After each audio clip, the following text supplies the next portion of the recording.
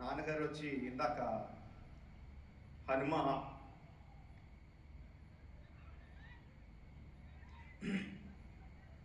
వెనకాల ఉంటాడు, గుండె దగ్గర నడిపిస్తాడు అని చెప్పారు.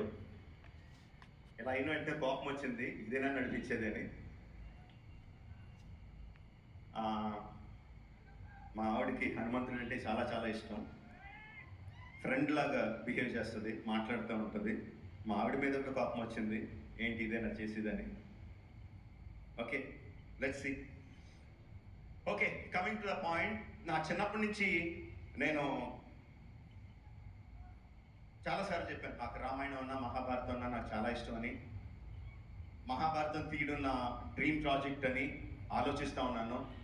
ఈ సినిమా మొదలు పెట్టినప్పుడు కూడా రామాయణంలో ఒక ముఖ్యమైన ఘట్టాన్ని తీస్తానని నేను అనుకోలేదు. బట్ ఒక్కొక్క సీను రాస్తుంటే, ఒక్కొక్క డైలాగ్ రాస్తుంటే, ఒక్కొక్క షాట్ ఊహించుకుంటుంటే ఐ ఫెల్ట్ అంటే అదొక ఎథీరియల్, నేను నేల మీద నడవట్లేదు, ఎక్కడో గాలిలో ఉన్నానన్న ఫీలింగ్ వచ్చిందండి. అండ్ ద ఫస్ట్ డే మహేష్ని రాముడి వేషం వేసి తీసుకొచ్చి ఫోటో షూట్ చేస్తుంటే ఐ హ్యాడ్ గూస్ బంప్స్.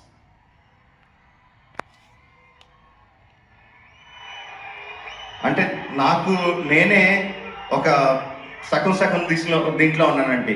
అంటే మహేష్ కొంటిగా ఉంటాడు, కృష్ణుడి కరెక్ట్గా సెట్ అవుతాడు. రాముడు లాంటి ప్రశాంతమైన క్యారెక్టర్కి మహేష్ సూట్ అవుతాడని ఒక డౌటు, ఖచ్చితంగా సూట్ అవుతాడని ఒక నమ్మకం. ఆ రెండింటి మధ్యన ఊగిసలాడుతా we did the photo shoot. ఆ ఫస్ట్ ఫోటోని నా బాల్ పేపర్ కింద పెట్టుకొని మళ్ళీ పొరపాటున ఎవరన్నా చూసేస్తారేమో అని చెప్పి తీసాను అది.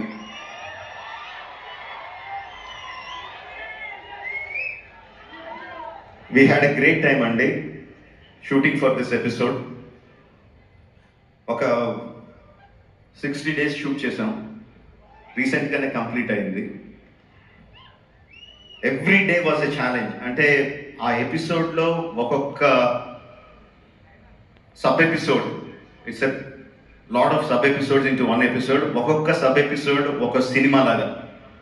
ప్రతిదీ కొత్తగా ఆలోచించాలి, ప్రతిదీ కొత్తగా ప్లాన్ చేయాలి, ప్రతిదీ కొత్త ఛాలెంజెస్ అన్నీ కూడా దాటుకుంటా we completed shoot of that sequence.